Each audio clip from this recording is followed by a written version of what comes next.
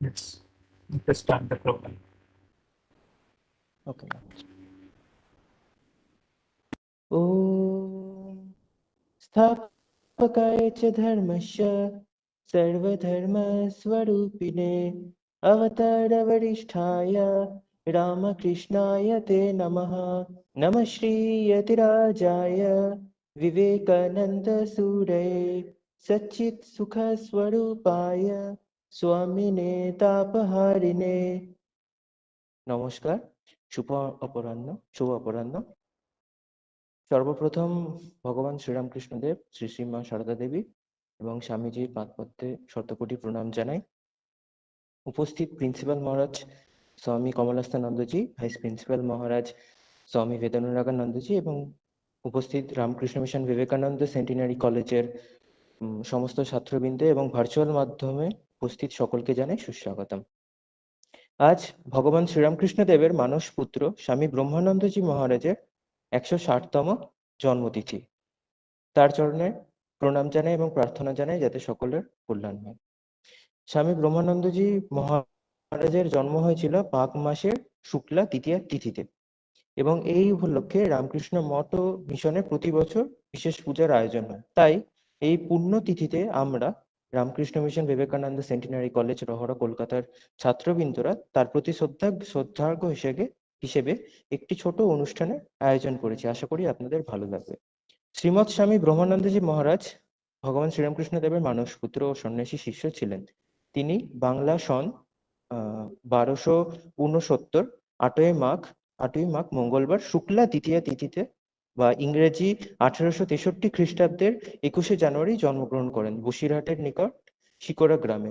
পূর্বাশ্রমে তার নাম ছিল রাখাল চন্দ্র। স্বামীজির পরম প্রিয় গুরু ভাই স্বামী ব্রহ্মানন্দজি মহারাজ রাজা মহারাজ বা রাখাল মহারাজ নামেও খ্যাত ছিলেন। শ্রীরামকৃষ্ণদেব বলতেন রাখাল আবার মানসপুত্র। এবার শ্রীরামকৃষ্ণদেবের শ্রীরামকৃষ্ণ সঙ্গে স্বামীজি বলতে যেরকম স্বামী বিবেকানন্দকে বোঝানো হয়, তেমনি মহারাজ বলতে স্বামী ব্রহ্মানন্দজি মহারাজকে বোঝানো হয়। 1899 খ্রিস্টাব্দে যখন স্বামীজি বেলুড় মঠ প্রতিষ্ঠা করেন, তখন স্বামী ব্রহ্মানন্দজি মহারাজকে প্রথম সভাধ্যক্ষ হিসেবে তিনি নির্বাচিত করলেন। ঠাকুর শ্রীরামকৃষ্ণদেব বলতেন যে রাখালের রাজবুদ্ধি আছে, রাখাল একটা রাজ্য চালাতে পারে। রাজা মহারাজ ছিলেন অমিত ব্রহ্মতেজ সম্পন্ন। তার বহুমুখী শক্তি বর্ষার বারিধারার ন্যায় শতমুখে প্রবাহিত হতো। কিন্তু এত তেজ, এত শক্তি কিভাবে যে মৃন্ময় আধারে এত শান্ত হয়ে থাকতো তা এনাকে না দেখলে বোঝা যেত না। তিনি সকলকে তার অলৌকিক ভালোবাসায় ভুলিয়ে রাখতেন। যাদের সম্ভাষণ করতে সকলের মন সংকুচিত হতো তাদের তিনি ভালোবেসে কাছে টেনে নিতেন। তাকে যারা দেখেছেন তারাই জানেন আর কি। সুতরাং এরকম ছোট্ট একটি ভূমিকা করে আমাদের শুভ অনুষ্ঠানটি শুরু হচ্ছে। সর্বপ্রথম আমি অনুরোধ জানাচ্ছি স্বামী ব্রহ্মানন্দজি মহারাজের জীবনী পাঠ করার জন্য শুভদীপ পাত্রকে। Subhadeep Patra, it's over to you.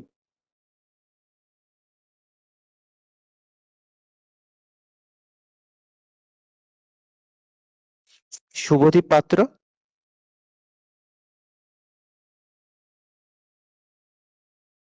Am I audible, Maharaj?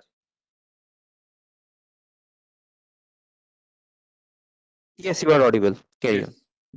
You can.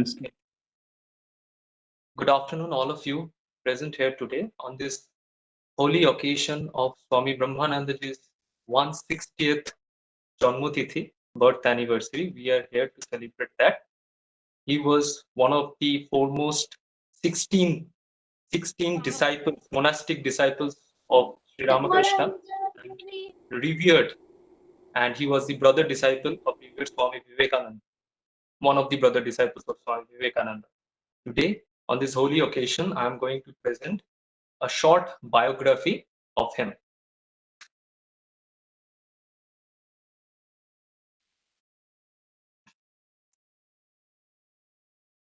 Rakhal Chandra Ghosh, the name by which Swami Brahmananda was known in his pre-monastic life, was born in an aristocratic family in a village not far from Bashirhat in the district of 24 Parganas. His father, Ananda Mohan Ghosh, was a zamindar. His mother, Koilash Kamini, was a pious lady and a devotee of Sri Krishna. Perhaps it was she who gave her son the name Rakhal, meaning the boy companion of Sri Krishna.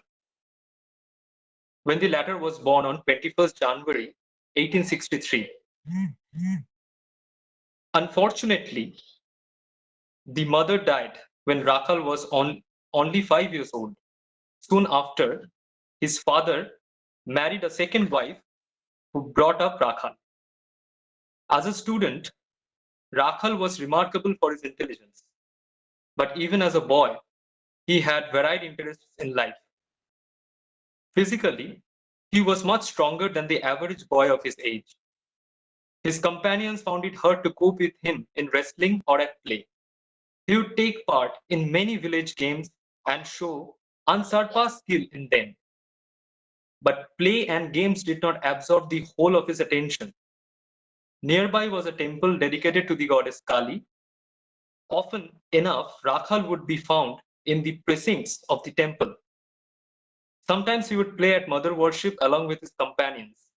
Sometimes he would himself make a beautiful clay image of the mother and remain absorbed in worship. Even at an early age, Rakhal had a great devotion to gods and goddesses. During the time of Durga Puja in the family, he would be found seated still and calm, witnessing the ceremony. Or at the hour of darkness, when the evening service was being performed, Rakhal would be seen standing before the deity in great devotion. After completing his primary education, Rakhal was sent to Calcutta in 1875 and was admitted into an English high school. In Calcutta, he came in contact with Narendranath, afterwards known as Swami Vivekananda, who was the leader of the boys of the Subhadeep, locality. we cannot hear you. Yes, Maharaj? Subhadeep, Maharaj, am I audible? Maharaj? Maharaj, am I audible? Yes, yes, you are audible, Shubhodip. Okay. Even after completing his primary education, Rakhal was sent to Calcutta in 1875 and was admitted into an English high school. In Calcutta, he came in contact with Narendranath, afterward known as Swami Vivekananda, who was the leader of the boys of the locality. Narendra, with his dynamic spirit and inborn leadership, cast his influence over others and carried them along the path he thought right. Rakhal, meek, quiet, and soft-natured as he was, easily came under his spell, and there grew a close friendship between the two, which culminated in common discipleship at Dakshineshwar and bore far-reaching results. Rakhal and Narendra practiced physical exercises in a common gymnasium along with their other companions, and it was Narendra who took Rakhal to the Brahmo Samaj, where they promised not to worship any image. Rakhal's inborn religious tendencies began to unfold themselves more definitely at this stage. He would be found brooding over the mysteries of life and death, and his mind longed for the realization of the eternal verity. Once Sri Ramakrishna told Narendra that Rakhal has keen intelligence of a king. If he chose, he could rule a kingdom. We have it from Swami Ramakrishnananda that it was during the lifetime of the master that one day Swami Vivekananda, or Narendranath as he was then called, came and said to Sri Ramakrishna, "We have made Rakhal our king." Then addressing his brother disciples present, he said, "He is our king. You fellows are his subjects." At which Sri Ramakrishna expressed great satisfaction.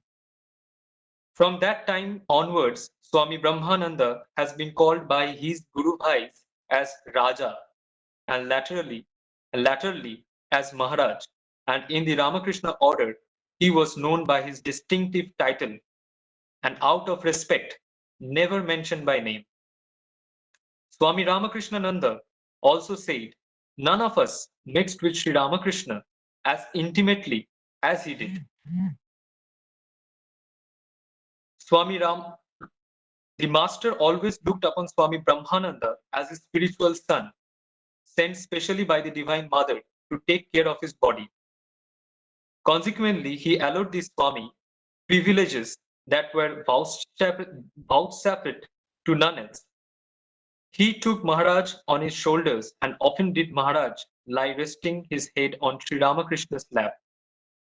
During this period of intimate association, Sri Ramakrishna trained his favorite boy for the great mission he was to fulfill in future.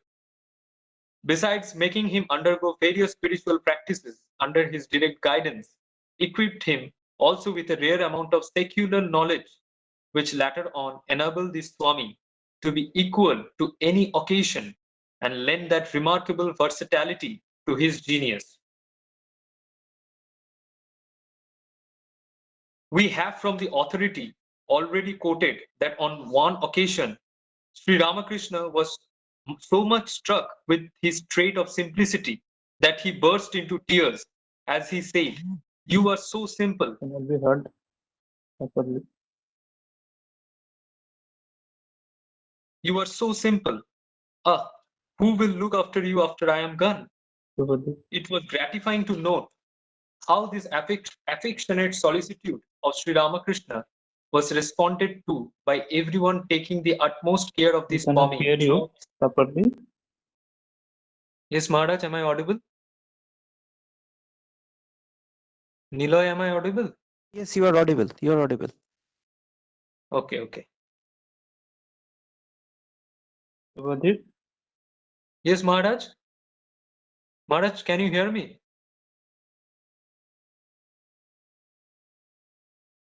Sri Ramakrishna, how this affectionate solicitude of Sri Ramakrishna was responded to by everyone taking the utmost care of this Swami throughout his life. In the prophetic words of Swami Vivekananda, the Divine Mother writes with her hand on the forehead of people of such spiritual stamp that all nature must honor them and nature instinctively obeys. After the passing away of Sri Ramakrishna in 1886, Swami Brahmananda spent over 6 years outside the mutt practicing sadhana and leading a wandering monk's life, mostly accompanied by a brother disciple.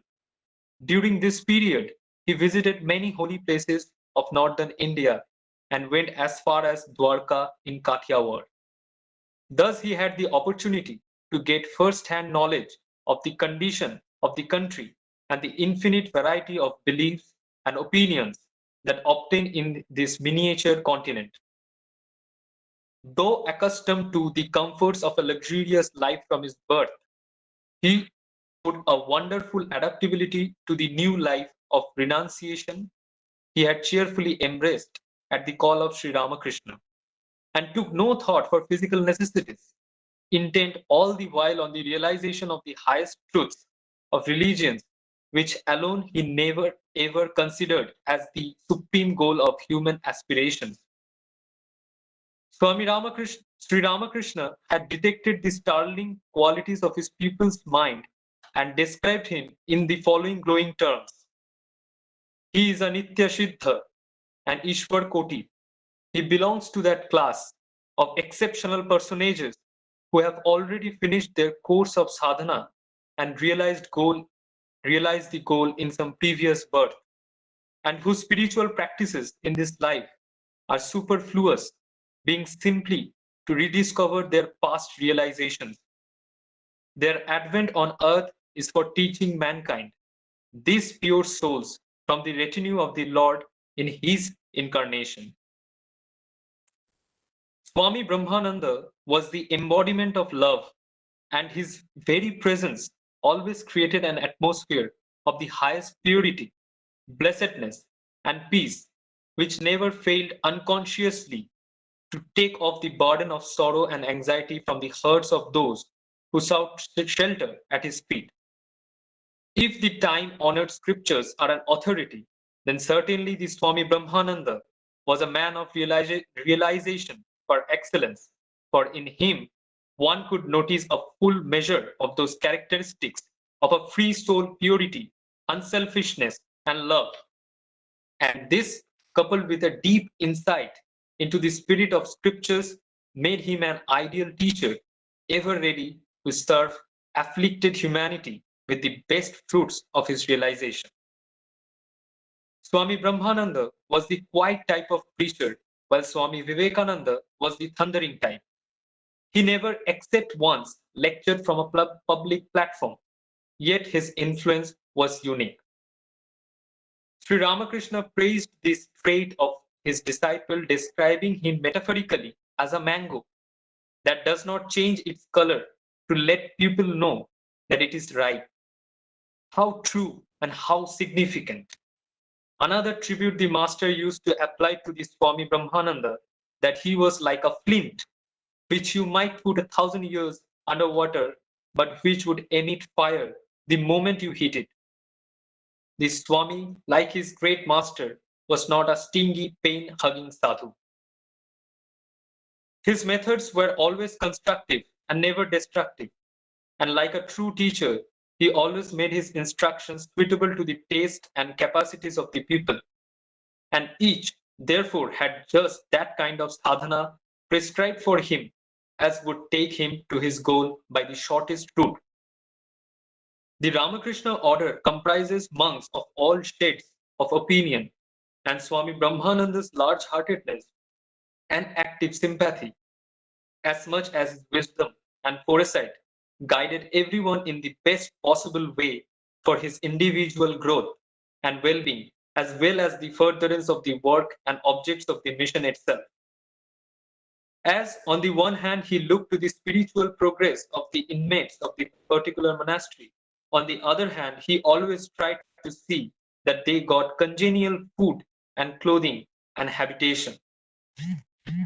The monasteries always had an atmosphere of holiness about them under his direction, and he took particular pleasure in planting flower beds and suitable kitchen gardens in them, and the ashrama cows got a full share of his attention.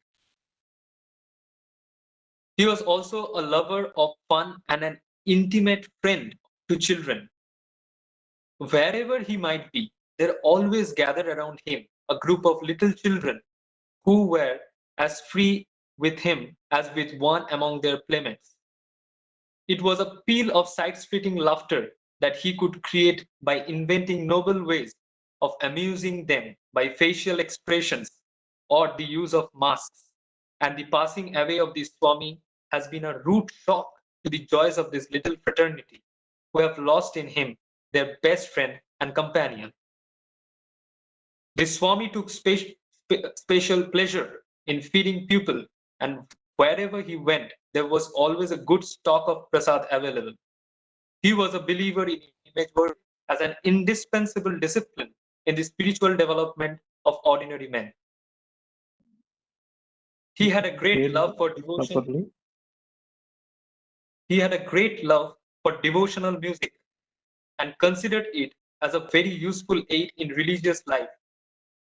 Accordingly, he lost no opportunity to convey musical soirees wherever he went, and expert singers and players considered it their proud privilege to entertain him with performance of their skill. His keen aesthetic sense at once picked out what things were worth taking from the towns and provinces he visited, and he transplanted them to other parts so that these good things might be universally shared. As an instance of his, we may mention his introduction into the mud of the Ramnama chant, which he heard for the first time recited in Madras in 1909. He breathed quite a new life into it by causing it to be sung in fascinating tunes. Now the Ramnama chant may be heard throughout Bengal and in various other parts of India, including the place of its birth, where one can sincerely recognize it now in its new grab. Under Swami Brahmananda's fostering care, the infant Ramakrishna mission, handed over to his charge by his great brother disciple, the illustrious Swami Vivekananda, has spread its branches far and wide, doing its humble beat of service in the alleviation of the sufferings of man.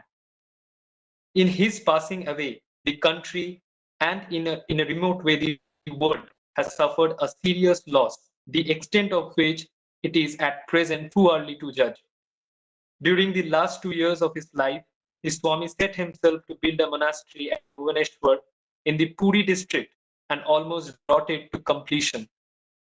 When he came to Calcutta in January last, he was in pretty good health and after finishing many important items of work, was thinking of going back to the quieter atmosphere of Bhubaneswar when he had an attack of cholera in the last week of March, from which he was just recovering when he had a violent relapse of diabetes, which had once overtaken him some 3 years ago.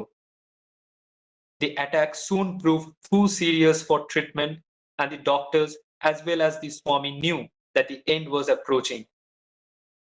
2 days before the fateful night, he called his Guru Bhais and disciples near him, and in a most exalted mood spoke hour after hour on spiritual topics in a manner that will never be effaced from the memory of the listeners.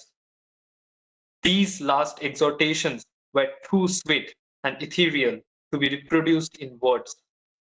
The Swami felt and indicated that it was time for him to end his sport on earth, that the voice of the beloved Lord was calling him back, now that his task was over, to his blessed companionship.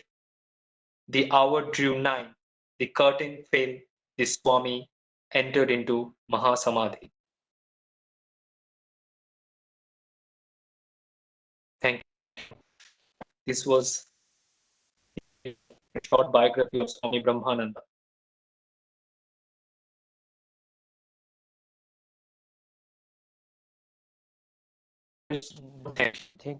Thank you Subhadip.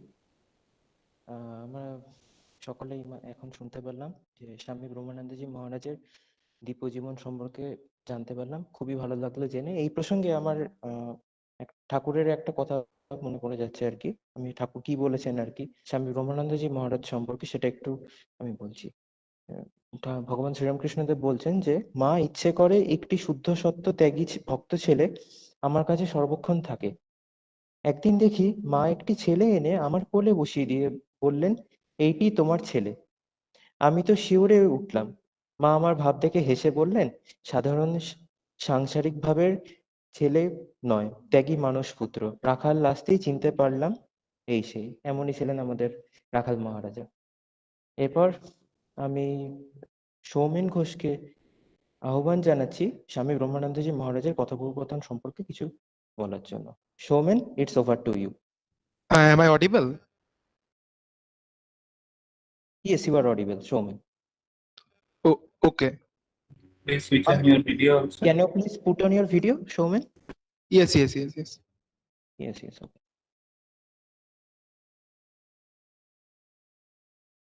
Is it? Yes, okay, fine. Carry on.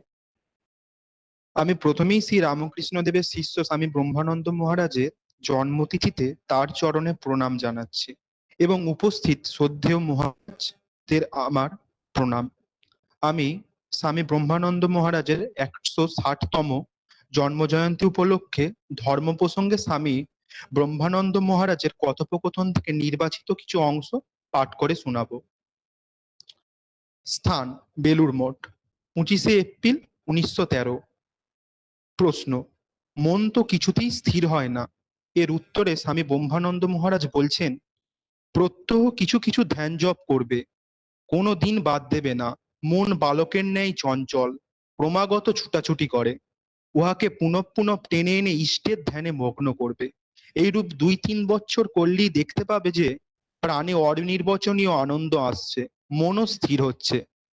প্রথম জপধ্যান নিরসী লাগবে, কিন্তু ঔষধ সেবনের মতো জোর করে মনকে ইষ্টের চিন্তায় নিযুক্ত রাখতে হয়, তবে ক্রমে আনন্দ আসে। লোকে পরীক্ষা পাস করতে কত খাটে, কিন্তু ভগবান লাভ তাহা অপেক্ষা অনেক সহজ। প্রশান্ত অন্তঃকরণে সরলভাবে তাকে ডাকতে হয়। প্রশ্ন, ইহা অত্যন্ত আশার কথা যে পরীক্ষা যখন পাস করতে পেরেছি তখন চেষ্টা করলে ভগবান লাভও কেন করতে পারবো না। একবার অত্যন্ত নৈরাশ্য আসে, মনে হয় এত জপ করেও যখন কিছু অনুভব করতে পারছি না, তখন বোধহয় এসব কিছুই নয়।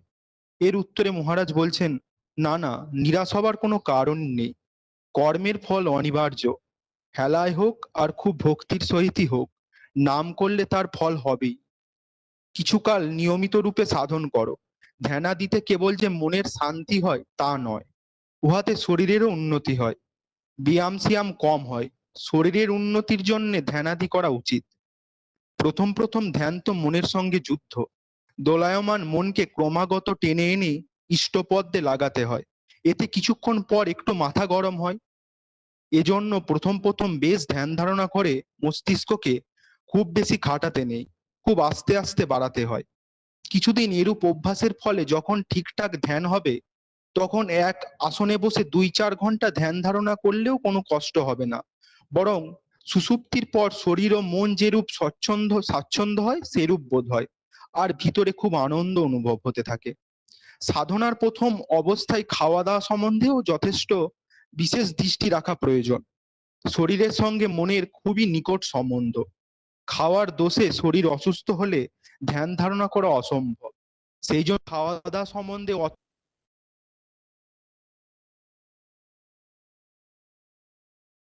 হয়েছে, এমন খাবার খেতে হবে যা সহজে হজম হয় অথচ পুষ্টিকর, উত্তেজক নয়। আবার বেশি খাওয়াও ভালো নয়, তাতে তমগুণ বৃদ্ধি পায়। খাদ্যদ্রব্য আধপেটা খাবে। জল 1/4 খাবে, বাকি 1/4 বায়ু চলাচলের জন্য খালি রাখবে। ধ্যান করা কি সহজ কথা? একটু বেশি খেলে তো সেদিন আর মনই বসবে না। এইরূপ কাম ক্রোধ লোভ মোহ প্রভৃতি রিপুগুলি চেপে চুপে রাখতে পারলে তবে ধ্যান করা সম্ভব হয়। ওদের যে কোনো একটি জোর করলেই ধ্যান হবে না। খুব তপস্যা চাই। 2 পয়সার ঘুঁটে কিনে জ্বালিয়ে আগুনের মধ্যে বসা তো খুব সোজা। কাম ক্রোধাদি রিপুগুলি দমন করে রাখা, ওদের প্রকাশ হতে না দেয়াই তো তপস্যা। নপুংসকের কি কর্ম? কাম ক্রোধাদি রিপুধমই শ্রেষ্ঠ তপস্যা। ধ্যান না করলে মন স্থির হয় না, আবার মন স্থির না হলে ধ্যান হয় না। মন স্থির হলে ধ্যান করব, এই রূপ ভাবলে আর কখনোই ধ্যান করা হবে না। দুই একসঙ্গে করতে হবে। মনের বাসনাদি সবকিছুই নয়, ধ্যানের সময় ভাববে সব অসৎ। এইরূপ ভাবতে ভাবতে ক্রমে মনেতে সদ্ভাবের সংস্কার হবে। অসৎ ভাব মন থেকে যেমন তাড়াবে, সদ্ভাবও তেমনি আনতে হবে। ধ্যান করতে করতে অনেক সময় জ্যোতি দর্শন হয়, আবার কখনো কখনো প্রণব ধ্বনি বা ঘণ্টার ধ্বনি অথবা অন্য কোনো দূরের শব্দ শুনতে পাওয়া যায়। কিন্তু ওসব কিছুই নয়, আরো এগিয়ে যেতে হবে। তবে ওসব লক্ষণ ভালো।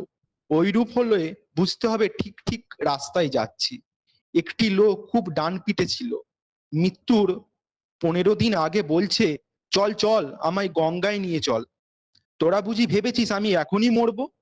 গঙ্গায় গিয়ে একটু হেসে বললে, মা তুই ছিলি বলে আমি এত পাপ করেছি, জানি তুই সব ধুয়ে মুছে ফেলবি। ভক্তি বিশ্বাস আর এর একটা থাকলেই ভগবান লাভ হয়।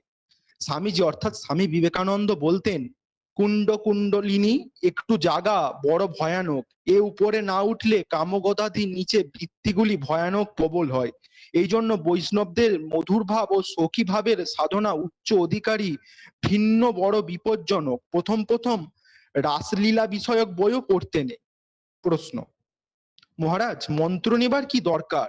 নিজে নিজে সমস্ত শক্তি প্রয়োগ করলেই তো হয়। এর উত্তরে মহারাজ বলছেন, মন্ত্র না নিলে একাগ্রতা আসে না। আজ হয়তো তোমার কালীরূপ ভালো লাগলো, আবার কাল হরিরূপ ভালো লাগলো, পরশু নিরাকারের মন হলো, ফলে কোনোটাতেই একাগ্রতা হবে না। মন স্থির না হলে ভগবান লাভ তো দূরের কথা, সাধারণ সাংসারিক কাজের মধ্যে অনেক গোলমাল হবে। ভগবান লাভ করতে গুরুর একান্ত দরকার। গুরু শিষ্যের ভাবানুযায়ী মন্ত্র ইষ্ট ঠিক করে দেন। সেই গুরু বাক্য বিশ্বাস করে নিষ্ঠার সহিত সাধন ভজন না করলে কিছুতেই কিচ্ছু হবে না। ধর্মপথ অতি দুর্গম। সিদ্ধ গুরুর আশ্রয় না হলে যতই বুদ্ধিমান হোক না কেন, যতই চেষ্টা করুন না কেন, হোঁচটকে পড়তেই হবে। চুরি করতে পর্যন্ত একজন গুরুর দরকার হয়, আর এত বড় ব্রহ্মবিদ্যা লাভ করতে গুরুর দরকার নেই? যদি ভগবান লাভ করতে চাও তো ধৈর্য ধরে সাধনা করে যাও, সময়ে সব হবে। তিনিই জানেন কখন তিনি দেখা দেবেন। আঁক পাক করে কিছুই হয় না, সময় না হলে আঁক পাকানিতেও কোনো ফল নেই। ঠাকুর বলতেন, সময় না হলে পাখি ডিম ফুটোয় না। এ সময়কার মনের অবস্থা বড়ই কষ্টদায়ক। একবার আশা, আবার নিরাশা, কখনো হাসি কখনো কান্না। বস্তু লাভ না হওয়া পর্যন্ত দিনের পর দিন এইভাবে কেটে যায়। তবে তেমন গুরু হলে ও অবস্থায় তারা তার মনটাকে চট করে তুলে দিতে পারে, কিন্তু এইরূপ অসময়ে মনকে তুলে দিতে তার বেগ ধারণ করা যায় না, বরং শরীর ও মনের অনিষ্ট হয়। ও অবস্থায় খুব সাবধানে চলতে হয়। সৎ গুরুর আশ্রয়ে থেকে তার উপদেশ যাই সাত্বিক আহার, পূর্ণ ব্রহ্মচর্য পালন ইত্যাদি নিয়মগুলি ঠিকভাবে পালন করতে না পারলে মাথা গরম, মাথা ঘোরা ইত্যাদি নানা রোগে ভুগতে হয়। নমস্কার।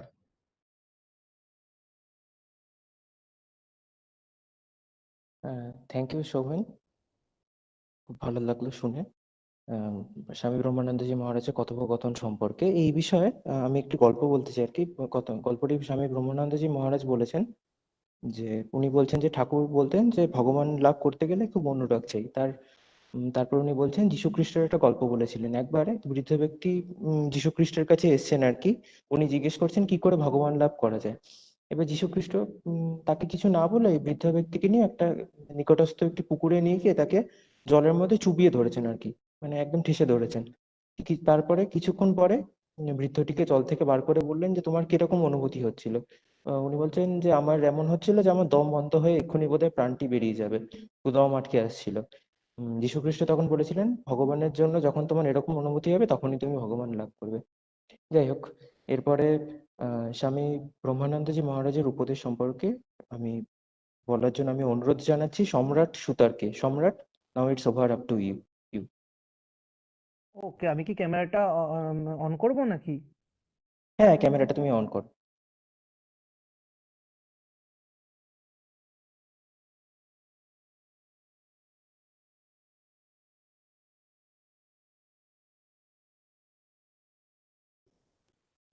হ্যালো, হ্যাঁ, শোনা যাচ্ছে? হ্যাঁ, হ্যাঁ, শোনা যাচ্ছে, আমি বলো বলো। হ্যাঁ আমি স্বামী ব্রহ্মানন্দ জি শুভ জন্মতিথি উপলক্ষে তারই গ্রন্থ, মানে তারই উপদেশ সম্বলিত গ্রন্থ ধর্ম প্রসঙ্গের কর্ম শীর্ষক যেই প্রবন্ধটি সেটি আপনাদের পাঠ করে শোনাচ্ছি। তো কর্ম, বড় বড় কাজ করা সোজা, অনেকেই করতে পারে। নাম যশের জন্য অনেক সময় অনেক বড় বড় কাজ করতে পারা যায়। ছোট ছোট কাজের ভেতর দিয়েই মানুষকে বোঝা যায় তার চরিত্র কতদূর গড়েছে। যারা ঠিক ঠিক কর্মযোগী তারা অতি হীন কাজ হলেও সে কাজ ভগবত বুদ্ধিতে মন প্রাণ ঢেলে দিয়ে করে। লোকের বাহবা নেবার জন্য তারা কখনো কিছু করে না। মনের মতন কাজ হলে সবাই করতে পারে। তাহলে কি আর কাজ করা চলে বাবা? যে কোনো কাজই হোক না কেন, যে কোনো কাজই আসুক না কেন, ঠাকুরের কাজ জেনে সব রকম কাজে নিজেকে অ্যাডজাস্ট করে নিতে হবে। শুধু কর্ম করলেই হবে না, ভগবত ভাব আশ্রয় করে কর্ম করতে হবে। 12 আনা মন ভগবানে দিয়ে রাখতে হবে, আর বাকি 4 আনা মনে কর্ম করতে হবে। এইরূপ ভাবে চললে ঠিক ঠিক কাজ করতে পারবি। মনেতে উদারতা আসবে, আনন্দ আসবে। আর সাধন ভজন ছেড়ে দিয়ে কর্ম করতে গেলে অতি, এক মিনিট,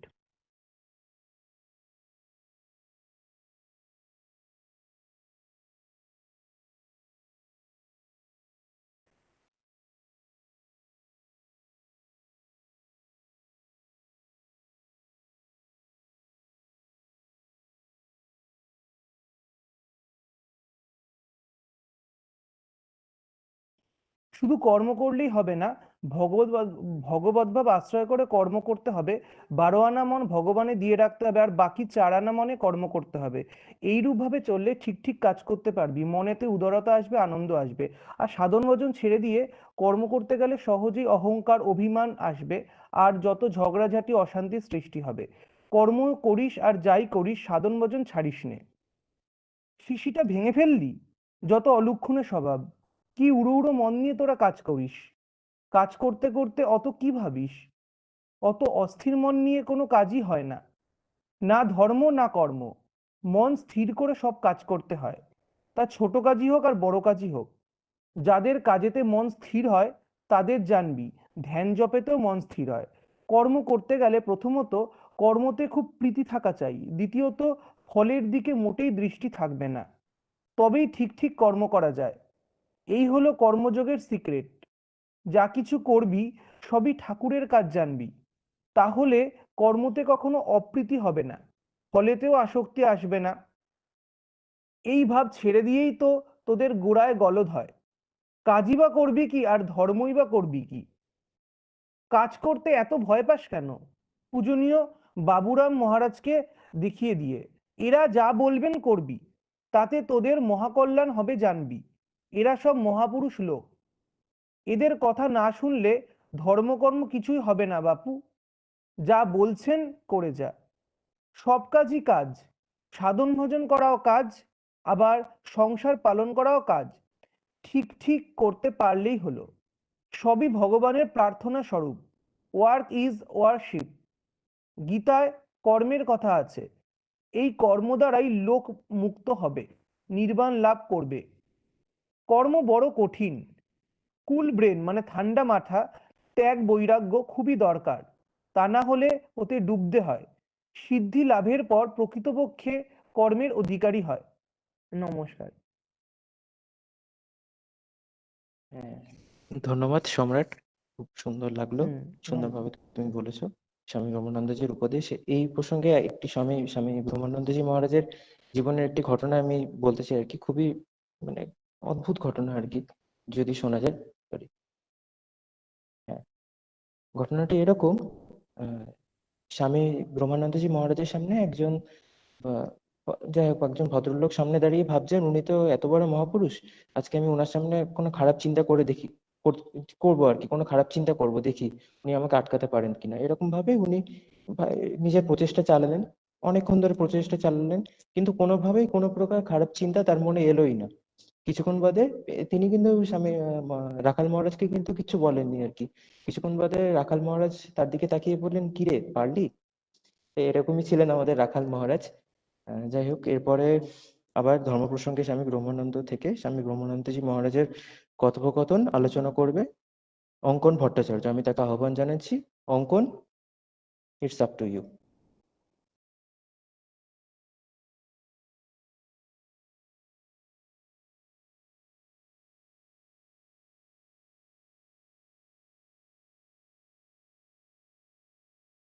অঙ্কন ভট্টাচার্য।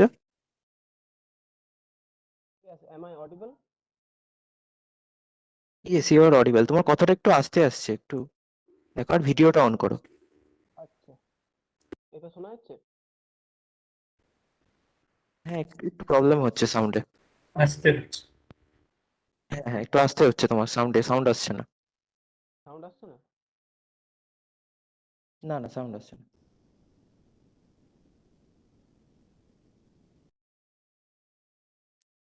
এবার শোনা যাচ্ছে? হ্যাঁ হ্যাঁ, এবার শোনা যাচ্ছে, শুরু করো। নমস্কার, আমি অঙ্কন ভট্টাচার্য, রামকৃষ্ণ মিশন বিবেকানন্দ সেন্টারি কলেজের ম্যাথ ডিপার্টমেন্টের প্রথম বর্ষের ছাত্র। আজ স্বামী ব্রহ্মানন্দের শুভ জন্মতিথিতে তারই পুস্তক ধর্ম প্রসঙ্গে স্বামী ব্রহ্মানন্দ থেকে তারই কথোপকথনের কিছু অংশ পাঠ করে শোনাবো। স্থান: রামকৃষ্ণপুর, হাওড়া, আগস্ট 1918। মহারাজ নিচে বৈঠকখানায় বসে আছেন। কলকাতা থেকে একটি যুবক এসে প্রণাম করে বসলো। মহারাজ তাকে জিজ্ঞাসা করলেন, তোদের স্টুডেন্টস হোমের কাজকর্ম কিরকম চলছে? উত্তর: ভালো নয়, নানা রকম গোলমাল। যুবকের কথা শুনে মহারাজ বললেন, আমাকে পূর্বে ওসব বিষয়ে কিছু বলিসনি কেন?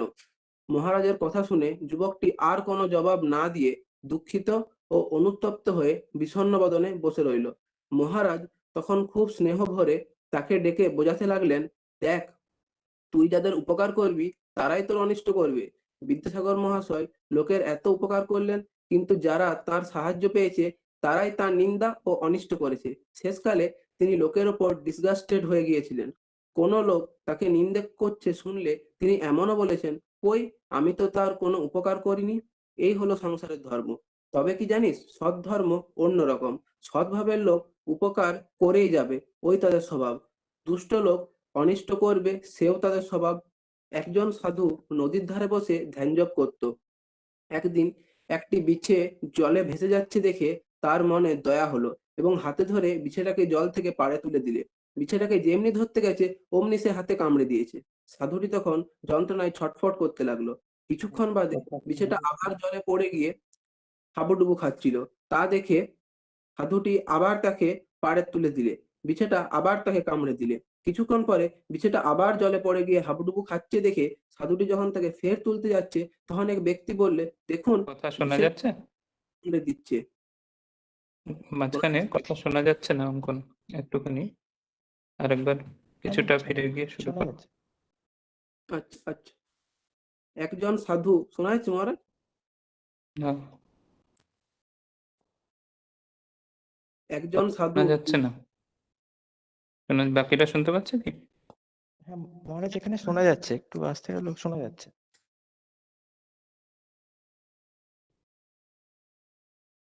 বলবো? হ্যাঁ অঙ্কন বলো। ঠিক একজন আছে, আরেকটু সাধু আগে থেকে পড়ো। নদীর ধারে বসে ধ্যান একটু জপ একটু করত। আগে থেকে পাঠ করো অঙ্কন, একটু আগে থেকে পাঠ করো তুমি, একটু আগে থেকে পাঠ করো। আচ্ছা। মহারাজের কথা শুনে যুবকটি আর কোনো জবাব না দিয়ে দুঃখিত ও অনুতপ্ত হয়ে বিষণ্ণ বদনে বসে রইল। মহারাজ তখন খুব স্নেহ ভরে তাকে ডেকে বোঝাতে লাগলেন, দেখ, তুই যাদের উপকার করবি তারাই তোর অনিষ্ট করবে। বিদ্যাসাগর মহাশয় লোকের এত উপকার করলেন, কিন্তু যারা তার সাহায্য পেয়েছে তারাই তার নিন্দা ও অনিষ্ট করেছে। শেষকালে তিনি লোকের ওপর ডিসগাস্টেড হয়ে গিয়েছিলেন। কোনো লোক তাকে নিন্দে করছে শুনলে তিনি এমনও বলেছেন, কই আমি তো তার কোনো উপকার করিনি। এই হলো সংসারের ধর্ম। তবে কি জানিস, সৎ ধর্ম অন্যরকম। সৎভাবের লোক উপকার করেই যাবে, ওই তাদের স্বভাব। দুষ্ট লোক অনিষ্ট করবে, সেও তাদের স্বভাব।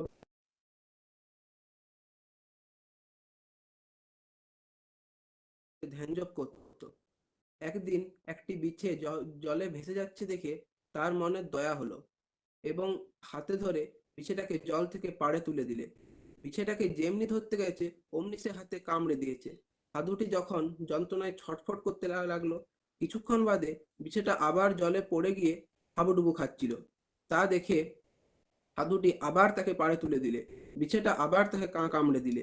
কিছুক্ষণ পরে বিছেটা আবার জলে পড়ে গিয়ে হাবুডুবু খাচ্ছে অঙ্কন দেখে শোনা সাধুটি যাচ্ছে না, যখন তুমি একটুখানি জোরে বলো। তখন এক ব্যক্তি বললে, দেখুন, বিছাটা আপনাকে বারবার কামড়ে দিচ্ছে আর আপনি ফের তাকে তুলতে যাচ্ছেন। তার কথা শুনে সাধু জবাব দিলে, বিছের স্বভাব কামড়ানো, সে কামড়াচ্ছে। সাধুর স্বভাব পরোপকার করা, আমি তাই করব। সে আমাকে কামড়েছে বলে আমি নির্দয় হব কেন? এই বলে আবার বিছেটাকে জল থেকে তুলে অনেক দূরে ফেলে দিলে, যাতে সে আর জলে না পড়তে পারে।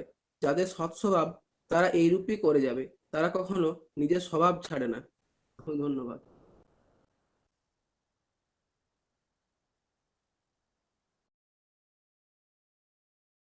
হ্যাঁ, ধন্যবাদ অঙ্কন।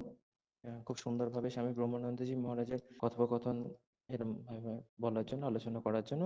এবার আমি অনুরোধ জানাচ্ছি পূজনীয় আমাদের ভাইস প্রিন্সিপাল মহারাজ স্বামী বিদ্যানুরাগানন্দজি মহারাজকে স্বামী ব্রহ্মানন্দজি মহারাজের অবদান সম্পর্কে কিছু বলার জন্য।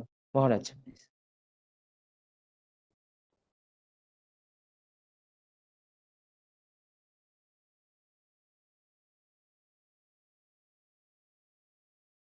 আচ্ছা, কথা শোনা যাচ্ছে তো? হ্যাঁ মহারাজ, শোনা যাচ্ছে মহারাজ। कालिन्दी फुल्लकमले माधवेन क्रीडत ब्रह्मानन्द नमस्तुभ्यं सद्गुरो लोकनायक। आज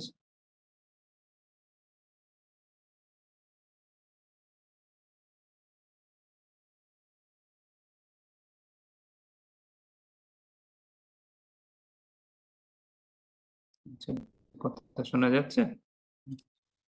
হ্যাঁ মহারাজ, শোনা যাচ্ছে, মাঝখানে একটু কেটে গিয়েছিল। হ্যাঁ, আজ স্বামী ব্রহ্মানন্দজি মহারাজের পূর্ণ জন্মতিথি। ব্রহ্মানন্দজি মহারাজ শ্রীরামকৃষ্ণের অন্যতম পার্ষদ এবং স্বামী বিবেকানন্দের অত্যন্ত প্রিয় গুরুভ্রাতা এবং রামকৃষ্ণ মঠ ও মিশনের প্রথম সংঘাধ্যক্ষ। এখানে একটু নেটওয়ার্কের প্রবলেম হচ্ছে মনে হয়, শোনা যাচ্ছে কি? হ্যাঁ মহারাজ, শোনা যাচ্ছে। আচ্ছা, এমনি আসছে তো? আচ্ছা, ঠিক আছে।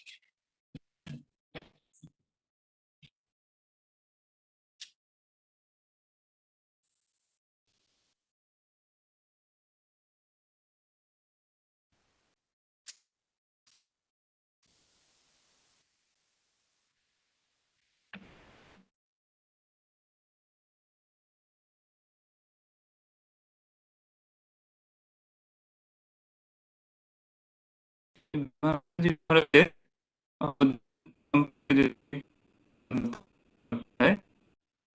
তা খুব কঠিন, কারণ অনেক কিছুর অবদান সহজে বোঝা যায় না। যেরকম একটি লাইট জ্বলছে, লাইটের যে আলো সেটা সবাই দেখতে পায়, কিন্তু তার ভিতর দিয়ে যে তড়িৎ প্রবাহ হচ্ছে যার ফলে এই আলোটি জ্বলছে, সেটি আমরা সহজে, সেটার গুণগান করা কঠিন। সেটা আলোর মহিমা আমরা বুঝতে পারি, কিন্তু তড়িৎ জন্য যে আলোটা জ্বলছে সেটা অনেক সময় আমরা সহজে বুঝতে পারি না। তো মহাপুরুষদের, যারা লোকোত্তর পুরুষ, যারা ব্যতিক্রমী মানুষ, যারা, তারা অনেক সময় এত নীরব জীবনের মধ্যে দিয়ে এত দূর অবদান রেখে যান মানব সভ্যতার বুকে, যে অনেক সময় তাদের কন্ট্রিবিউশন, তাদের অবদান অনেক সময় সহজে বোঝা যায় না।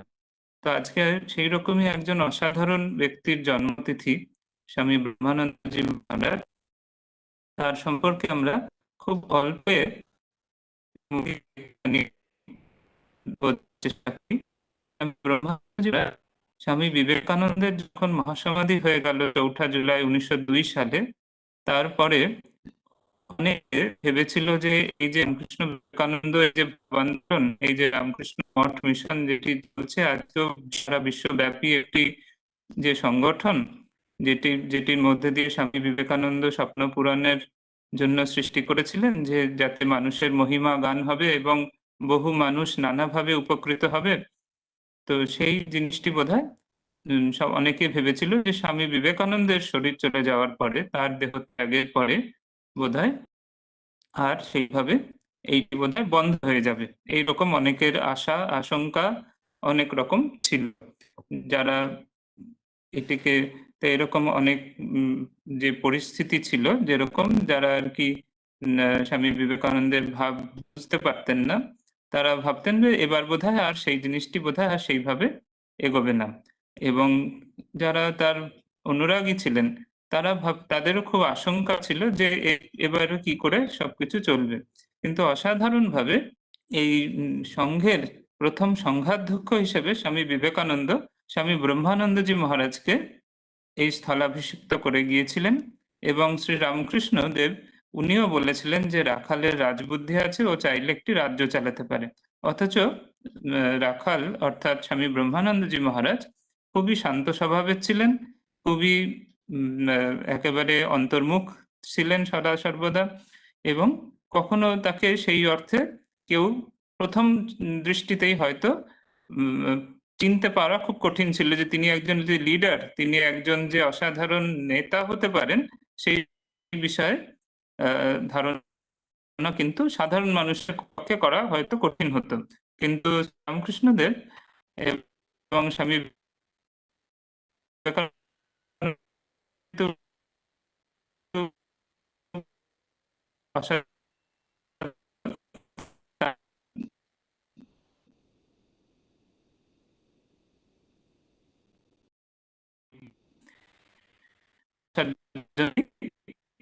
মহারাজ, একটু কথাটা কেটে কেটে যাচ্ছে, নেটওয়ার্কের প্রবলেম হচ্ছে।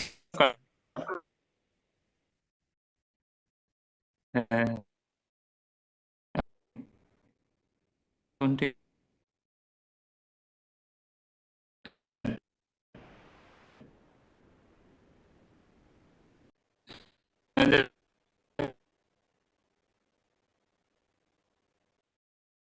হ্যাঁ মহারাজ, একটু একটু শোনা যাচ্ছে।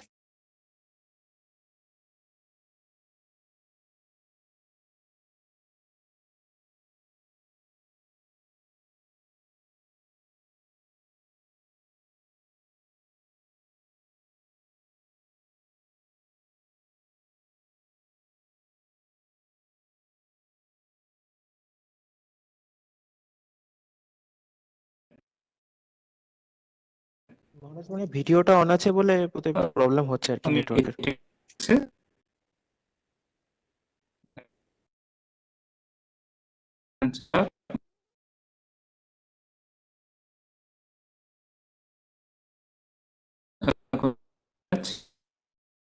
হ্যাঁ মহারাজ শোনা যাচ্ছে এবার।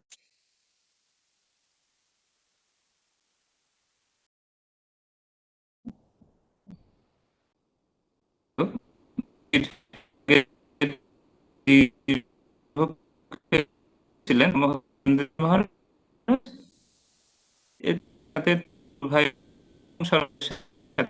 শ্রী দেবী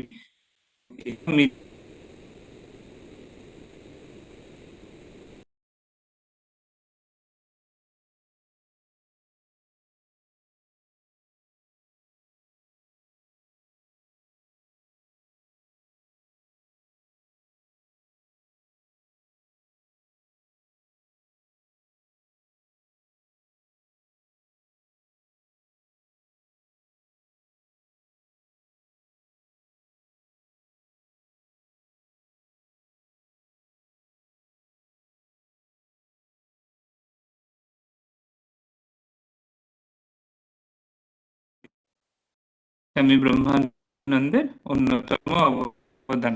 দ্বিতীয় অবদান হচ্ছে যে স্বামীজি যে আদর্শ দিয়ে গিয়েছিলেন সেটি সঠিকভাবে বোঝার ক্ষমতা ছিল স্বামী ব্রহ্মানন্দজি মহারাজের। কারণ উনি স্বামী ব্রহ্মানন্দ বলতেন, work and worship must go hand in hand. কর্ম এবং উপাসনার সঙ্গে চলতে হবে। শুধু কর্ম করলেও হবে না, সেখান থেকে মান যশ পদ প্রতিষ্ঠা এসব দিকে মন চলে যেতে পারে। আবার শুধু ধ্যান করলেও হবে না, কারণ ধ্যান থেকে বুদ্ধ হয়ে জগতের জন্য কিছু কাজও করতে হবে, তাই নিঃস্বার্থভাবে সেবাও করতে হবে। তো সেই জন্য কর্ম এবং উপাসনা এই দুটো যে একসাথে করতে হবে। কারণ অনেকেই কারণ মূল ভাব যেটি ছিল সেটি সঠিকভাবে না বোঝার ফলে অনেকেই অনেক রকম মিস ইন্টারপ্রিটেশন করতে বুঝলেন। এবং এই যে কর্ম এবং উপাসনা, একদিকে কাজও করতে হবে আর একদিকে ধ্যান জপ এবং সাধনাও করতে হবে। সেই জন্য এই যে কর্ম এবং উপাসনা মিলিত রূপ আমি মধ্যে এবং আমি ব্রহ্মানন্দ মুখ শ্রীরামকৃষ্ণ পার্ষদদের মধ্যে, তাই জন্য এই ধারা বজায় রেখে যেখানে একদিকে ধ্যান জপ করতে হবে, একদিকে কর্ম এবং জগৎ সেবাও করতে হবে। তাই একে অপরের পরিপূরক, একে অপরের একটি আরেকটি কমপ্লিমেন্ট করতে। তো স্বামী ব্রহ্মানন্দ জীবন জানি যে উনি অক্লান্ত করে একদিকে কৃষ্ণ মিশনের বিস্তার করে সারা বিশ্বব্যাপী, পৃথিবীব্যাপী, এবং তার সাথে সাথে সকলে কিন্তু খুব গভীর মনোযোগ সহকারে ধ্যান জপ করতেও বলতেন। বলতেন যে এই জীবন এই ধ্যান জপ ছাড়া কিন্তু সঠিকভাবে কিন্তু সাধনা করা যাবে না, সঠিকভাবে করাও যাবে না। তো সেখানে আমরা দেখতে পাচ্ছি যে কর্ম এবং উপাসনা দুটোর সাথেই করতে হবে। সেটি স্বামী ব্রহ্মানন্দের একটি কন্ট্রিবিউশন বা একটি এমফাসিস, ফলে যে সেটি পরবর্তীকালে বুঝতে পারছে। আরেকটি বিষয় স্বামী ব্রহ্মানন্দজির অবদান বলি, যে ক্রস এক্সচেঞ্জ আর কি, সেটি তিনি করতেন। সেখানে তিনি যেখানে যখন যেতেন সেই জায়গা থেকে কিছু বিশেষ জিনিস পেলে সেটি নিয়ে আসতেন এবং সেটি নিয়ে এসে আবার ধরা যাক তিনি দক্ষিণ ভারত থেকে রাম নাম সংকীর্তন নিয়ে আসলেন, বঙ্গদেশে পালন করবেন। আবার তিনি বঙ্গদেশ থেকে দুর্গাপুজো নিয়ে গিয়ে হরিদ্বারে, মাদ্রাজে, বিভিন্ন দক্ষিণ ভারত, উত্তর ভারতে বিভিন্ন জায়গায় প্রচলন করলেন। আবার তিনি বৃন্দাবন থেকে বংশী বট গাছ এবং সাউথ ইন্ডিয়া থেকে নাগলিঙ্গম গাছ নিয়ে এসে বেলুড় মঠে লাগালেন। তাহলে এইভাবে নানাভাবে উনি একটি যেন সারা বিশ্বকে জুড়ে দেওয়ার চেষ্টা করছেন, যেন কোনো জিনিস যেন কোনো জায়গায় আবদ্ধ শুধু না থাকে, সবকিছুর মধ্যে একটা এক্সচেঞ্জ, দিবে আর নিবে, মিলাবে মিলিবে, এই যে ধারণা রয়েছে, এই যে একটা ক্রস এক্সচেঞ্জ করে একটি বিশাল বিশ্বজনীন গ্লোবাল কালচার, যেখানে সবার যা ভালো আছে সবাই সেটার উপকার পেতে পারে, এইরকম একটি প্রচেষ্টার একটি বিশ্ব মানব ছিলেন স্বামী ব্রহ্মানন্দজি। এছাড়া আমরা যদি ব্রহ্মানন্দজিকে দেখি, তিনি পরবর্তীকালে তিনি বলতেন 3 রকম এক্সারসাইজ প্রত্যেকদিন করতে হবে। ফিজিক্যাল এক্সারসাইজ অর্থাৎ শারীরিক, ইন্টেলেকচুয়াল অর্থাৎ না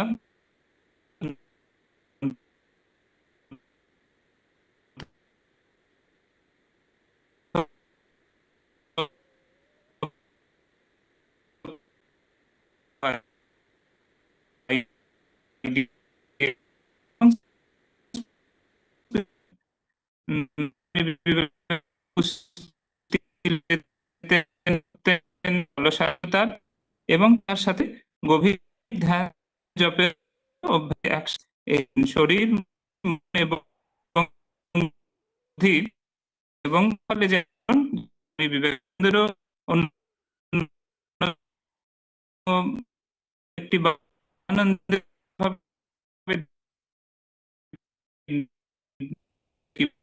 থেকে একটি যদি দেখি যে স্বামী রামানন্দ যেমন খুব গম্ভীর ছিলেন, আধ্যাত্মিকতার বিরাট পুরুষ ছিলেন, খুব মজার মানুষ ছিলেন। তো সেই জন্য তিনি কখনো কখনো কেউ ধ্যান করতে তার সামনে এক থালা ফল রেখে এসে বলতেন, দিয়ে সে থেকে দেখতো ধ্যানে এটা ব্রহ্মানন্দজি লিখেছেন। কখনো শালিকের ডাক এরকম করে নকল করতে কাউকে দিত, কখনো বাচ্চাদের খুব বলছেন, মানুষ অনেক ঘটনা রয়েছে।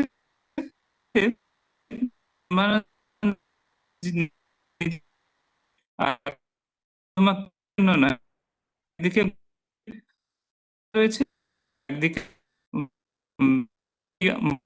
রয়েছে নেত্রদানের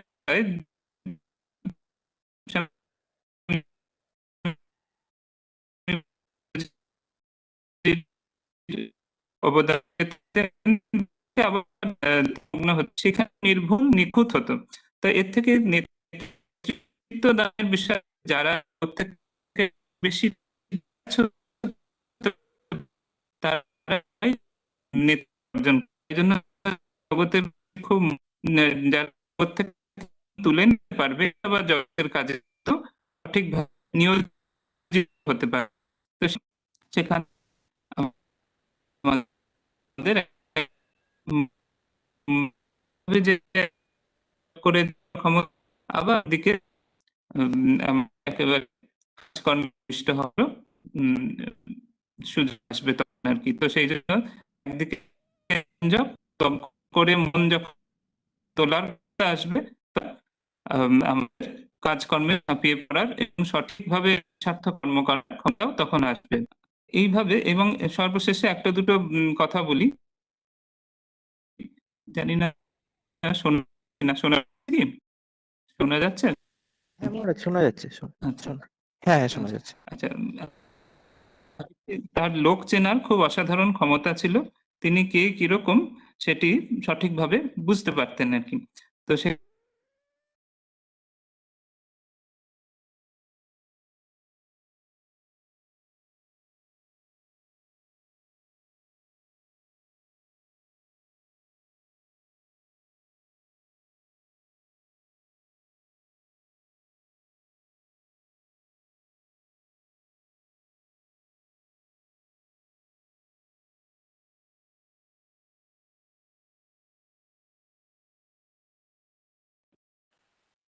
কাশীতে বেনারসে যে রামকৃষ্ণ মিশন রয়েছে, একবার শ্যামানন্দজি মহারাজের সাথে দেখা করতে আসেন এবং তার ইচ্ছাকে তিনি গ্রহণ করতে চান, এবং তারা আমি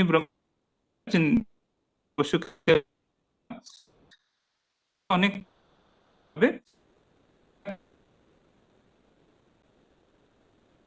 খুব অন্তর্ভেদী তার দৃষ্টিভঙ্গি ছিল, এবং তাতে তিনি বুঝতে পারতেন কার দ্বারা কি কে কোন কাজ করবে, কার কিরকম ভবিষ্যতে কার কিরকম কন্ট্রিবিউশন থাকতে পারে, এরকম তার একটি ইনসাইট ছিল। আবার কখনো কখনো কাউকে হয়তো কেউ এক্সপেক্ট করছে না কোনো একটা বিশেষ গুণের জন্য, তাকেও কিন্তু স্বামী ব্রহ্মানন্দজি মহারাজ চিনতে পারতেন এবং তাকে সেইভাবে উৎসাহিত করতেন। তো এইভাবে আমরা অনেকভাবে দেখতে পাচ্ছি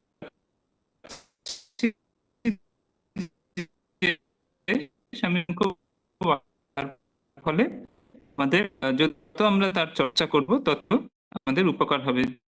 আগ্রহী তারা শ্রী শ্রী রামকৃষ্ণ ভক্ত মালিকা থেকে স্বামী ব্রহ্মা পড়তে পারে। প্রসঙ্গে সাথে তার ব্রহ্মা স্মৃতিকথা নামক বই রয়েছে, যেখানে অনেকগুলি ঘটনার সমাবেশ রয়েছে। অনেকে তাদের স্মৃতিকথা লিখেছেন মহারাজের সম্পর্কে। তো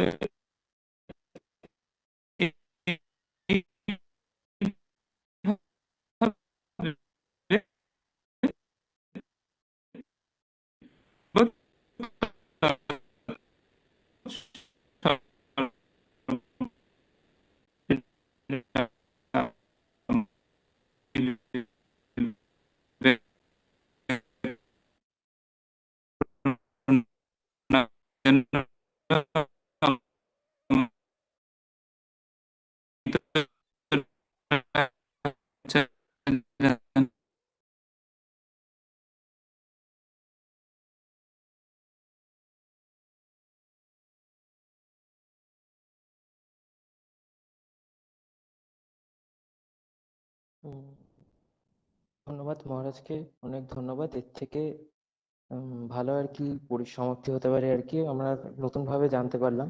আজকে পুরো সময়টাতে আমরা আমাদের স্বামী ব্রহ্মানন্দজি মহারাজের উপর বলতে গেলে এক প্রকার অনুধ্যান হলো আর কি।